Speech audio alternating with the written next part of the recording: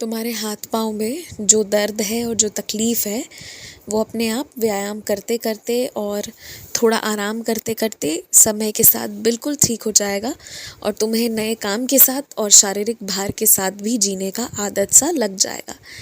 कम से कम अपने आप को 10-15 दिन का समय दो। ये मत सोचो कि ये कोई बीमारी हो रही है। भले तुम्हें अस्पताल जाना है, दिखवाना है, दिखवा लो, पर कोई बीमारी नहीं हो रही है, तुम इसके लिए निश्चिंत रहो। थोड़ा समय दो अपने आप को, सब एक एक करके ठीक हो जाएगा। किसी इंसान के रंग से उस इंसान की अच्छाई या बुराई को नहीं आंका जाता और मुझे उम्मीद है इस बात की शिक्षा तुम्हें बहुत अच्छे से मिल गई होगी।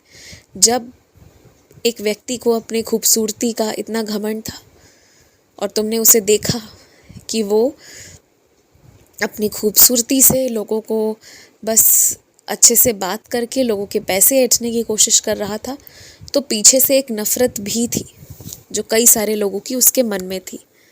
तो कोई अपनी रंग रूप से ना ज़्यादा समय तक नहीं टिक पाएगा। एक समय के बाद लोग उसकी सच्चाई समझ जाते हैं और उसकी ही नहीं, किसी भी इस तरह के व्यक्ति की जो अपने रंग रूप का इस्तेमाल कर रहा हो औरों को मोहित करने के लिए, औरों को चंद समय के लिए खुश करने के लिए, ना कुछ समय बाद उनके हर एक चीज़ का जो भी गतिविधि है उसका एहसास हो ही जाता है दुनिया में, समाज में, लोगों को। तुम्हारे लिए निवेश करने का एक बहुत अच्छा समय है। तुम बिल्कुल निवेश कर सकते हो, इसमें कोई दिक्कत नहीं है। बस मैं तुम्हें इतना ही समझाना चाहता हूँ कि अपनी क्षमता से थोड़ा कम निवेश करना, अपनी क्षमता से ज़्यादा मत करना। इस चीज़ का तो तुम बहुत बहुत ख्याल रखना। मैंने ये भी देखा है कि तुम आजकल घर के किराए वगैरह वगैरह बहुत ज़्यादा भर रहे हो। अगर तुम इन सारी चीज़ों को थोड़ा कम कर दो ना, तो तुम्हारी बचत भी थोड़ी और ज़्यादा होएगी।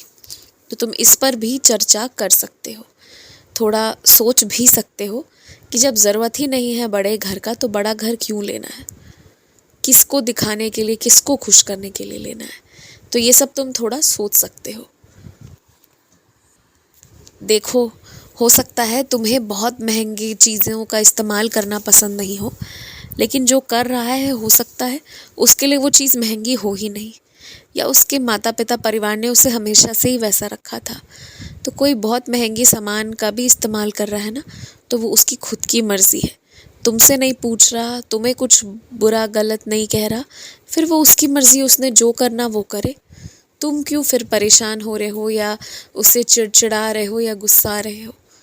वो उसकी मर्ज़ी है कि कौन कितना खर्च करना चाहता है। यहाँ तक कि अपने भाई बहनों में भी अगर कोई एक ज़िद भी कर रहा है माता पिता से, और माता पिता अगर कोई चीज़ मान रहे हैं या सिर्फ कह रहा है उस पर भी मान रहे हैं, तो ये माता पिता और उस बच्चे का निजी फैसला है। एक बेहद करीबी खून का रिश्ता होने के नाते तुम अपनी बात, अपनी भावना तो रख सकते हो, लेकिन एक सीमा के आगे नहीं।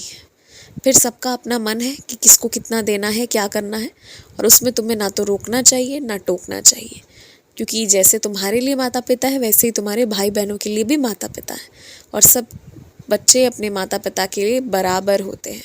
ये बात तुम अच्छे से जान लो, अच्छे से समझ लो।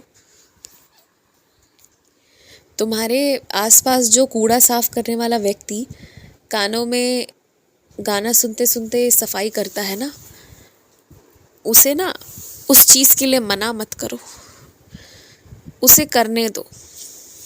तुम जिस कूड़े के पास 1 मिनट खड़े नहीं रह सकते, वो वैसे तमाम घरों के कूड़े निकाल कर साफ करता है, सबके लिए स्वच्छता प्रदान करता है, लेकिन उसे उस कार्य को करने में कितनी मुश्किल होती होगी, ज़रा सोचो इस बारे में। सबसे कठिन कार्य है हर एक व्यक्ति के घर का कचरा। एक पल के लिए सोचोगे भी तो नहीं सोच पाओगे, उसमें कितनी बास आती है, कितनी तरह की चीज़ें होती हैं। तो इसलिए जब वो गाना सुनते सुनते अपना काम कर रहे होते हैं ना, तो उनका ध्यान गाना में होता है ना कि अपने काम में, और इसी वजह से वो उतनी गंदगी भी हटा देते हैं और उन्हें पता तक नहीं चलता। इसलिए इन छोटी छोटी चीज़ों के लिए रोको टोको मत। और वो ये पूरा दिन नहीं करते। अगर पूरे दिन ऐसे कान में गाना सुन रहे होते तो तुम्हारा टोकना वाजिब होता, मैं तुम्हारा साथ भी देता, फिर कान में परेशानी होने लगती पूरे दिन। पर अगर कोई 1 घंटे 2 घंटे 3 घंटे बस ऐसा कर रहा है, वो भी बहुत ज़्यादा अपना दिमाग भटकाने के लिए, जो आवश्यक है उसके पेशे के लिए, तो वहाँ पर उससे मत रोको। और बिना पूछे ज़्यादा सलाह देने से तुम बचो। मैंने हमेशा तुमसे कहा है कि बिना पूछे सलाह देने से तुम हमेशा के लिए बचो। कभी भी भरी सभा में तुम्हें ऐसा कोई भी बात नहीं कहना है जो किसी के लिए भी अपमानजनक हो। अगर सही बात भी कहना है तो लहज़ा बहुत अच्छा रखना है।